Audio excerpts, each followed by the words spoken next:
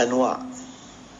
قال اقرأ باسم ربك، يعني ما لم ينقلك العلم إلى معرفة ربك فليس علما.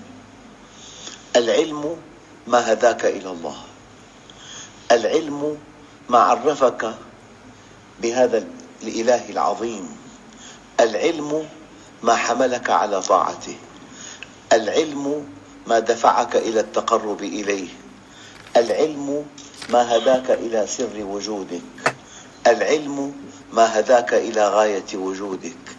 لذلك اقرأ.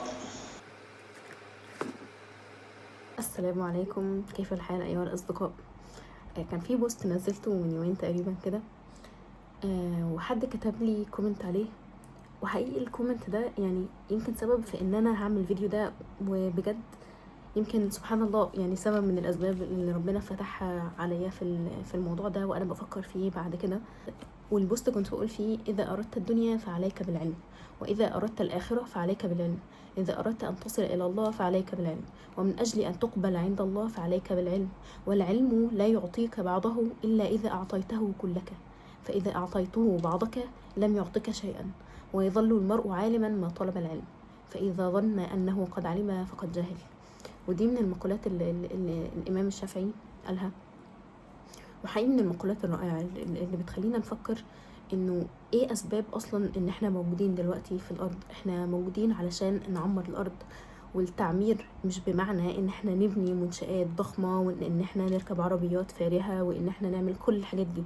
هو طبعا ده من الحاجات اللي موجودة في الدنيا، وان احنا المفروض نطمح لها ونوصل لها، بس احنا موجودين علشان نكون سبب في ذكر اسم ربنا في الارض وعلشان نعبده. هو ده هدفنا الاساسي لوجودنا على الارض، ان احنا نعرف ربنا.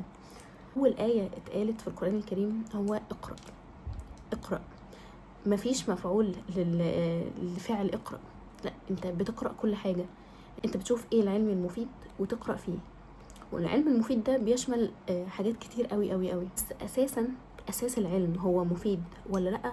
هو العلم اللي بيوصلك لربنا، هو العلم اللي بيخليك تذكر ربنا، هو العلم اللي بيربيك.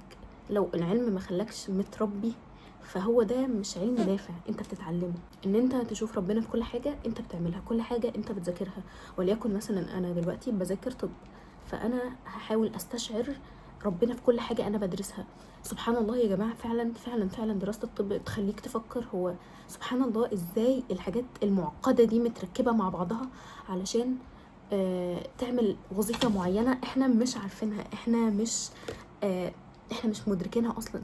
احنا لحد دلوقتي ما كناش مدركينها واكتشفناها بالصدفة، ولسه في ملايين الحاجات اللي ما اكتشفناهاش. ليكن انت مثلا في اي حاجة، اي مجال في الحياة هتقدر تستشعر منه وجود ربنا، والعلم ده بشكل او باخر هيخليك توصل لربنا، وهيخلي نفسك تبقى مهذبة او تتربى. عارفين يا جماعة كتير قوي بنشوف ناس اذكياء وما شاء الله ربنا فتح عليهم في الذكاء، سواء ان هم ما شاء الله اوائل دفعة، او ان هم شاطرين في حاجة تانية، او ان هم البرفكت في حاجة معينة، وبجد ببقى appreciated للموضوع وكلنا بننبهر بذكائهم. لو الذكاء ده ما خلاهوش يوصل لربنا، وان هو يقرب لربنا، وان هو يؤمن بربنا اكتر، وان هو اكتر لأوامر ربنا، فهو ده مش علم.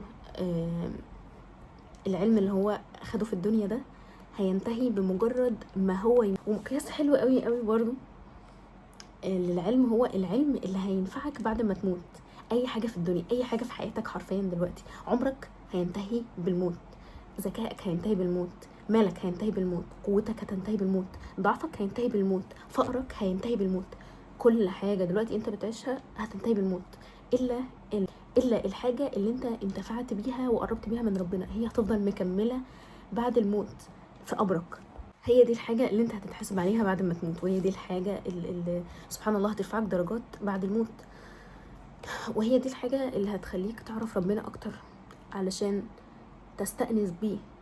فسبحان الله اي حاجة انت بتعملها دلوقتي حددها، هل الحاجة دي هتنفعني بعد ما اموت ولا لا؟ هل الحاجة دي هيمتد اثرها بعد ما اموت، ولا هي حاجة مجرد هتنتهي بعد وفاتي؟ لو انا مت بكرة الصبح، هل الحاجة دي هتفضل مكملة ان هي تديني حسنات بعد ما اموت؟ الموضوع ده بيشمل حاجات كتير قوي يا جماعة، وفعلا في حديث الشريف بيقول كده: اذا مات ابن ادم انقطع عمله الا من ثلاث: اول حاجه صدقه جاريه، تاني حاجه علم ينتفع به، تالت حاجه ولد صالح يدعو له. انت لو انت دلوقتي في الاوقات الكريمه اللي احنا فيها دي، ايام عرفه والايام المباركه اللي احنا فيها دي، صدقه جاريه دي هتنفعك بعد ما تموت.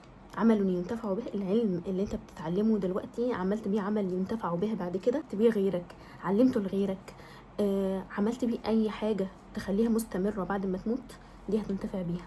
ولد صالح يدعو له، اطفال انت ربيتهم على طاعه ربنا، فدول سبحان الله هيفضلوا ذاكرينك لحد بعد ما تموت، دول هيفضلوا صدقه جاريه ليك بعد ما تموت. علمتهم الوضوء، علمتهم الصلاه، سبحان الله دي كلها صدقات جاريه ليك بعد ما تموت. الفيديو اللي انا سمعته بعد ما شفت الكومنت اللي انا ما قلتش عليهم لحد ده، الكومنت كان بيقول لي ما نوع العلم الذي نتعلمه. وسبحان الله بعد ما قرأت الكومنت ده رديت على الشخص وقلت له العلم النافع لدينك ودنياك، وما كل علم ممتع بنافع. وفعلا ما كل علم ممتع بنافع، في علوم كتير ممتعة جدا وانت بتدرسها، بس دي علوم مش نافعة. بعدها سبحان الله كنت بسمع فيديو لدكتور راتب النابلسي، وكان بيتكلم فيه على اسم ربنا الأكرم، وشرح فيه أول آية من سورة العلق، اقرأ باسم ربك الذي خلق، خلق الإنسان من علق، اقرأ وربك الأكرم. وأول جزء من الفيديو ده جاوب لي على السؤال الشخص ده سأله لي في الكومنت، وسبحان الله حسيت ان انا فتح لي مدارك انا ما كنتش واخده بالي منها. فعلا ايه تعريف العلم النافع؟ احنا بندرس ليه؟ احنا بنتعلم ليه؟ احنا بنقرأ ليه؟ ايه الحاجه اللي احنا نقرأها؟ وكان بيتكلم على نقطه عجبتني جدا، ان الانسان له حاجات عليا وحاجات دنيا، والحاجات العليا دي هي ادراكه، هي المعرفه الادراكيه اللي جواه، هي حبه للعلم، هي حبه للتعلم، هي معرفته. والحاجات الدنيا اللي هي الحاجات اللي هي العاديه، الاكل الشرب، الحاجات الدنيا، الحاجات اللي انت بتعملها في الدنيا عشان تبقى كائن حي. بس فكره ان كونك انسان ده بيرتقي بالمستوى انك لازم تتعلم، انك لازم تقرأ. فربنا حط حاجة في الانسان مش موجودة في اي حاجة تانية، مش موجودة في اي حيوان ولا اي مخلوق ربنا خلقه، وهي قوته الادراكية، الادراك. فلو الانسان ما ادركش، ما سعاش، ما تعلمش، فهو مش انسان، هو اصلا لا يرتقي لكونه انسان.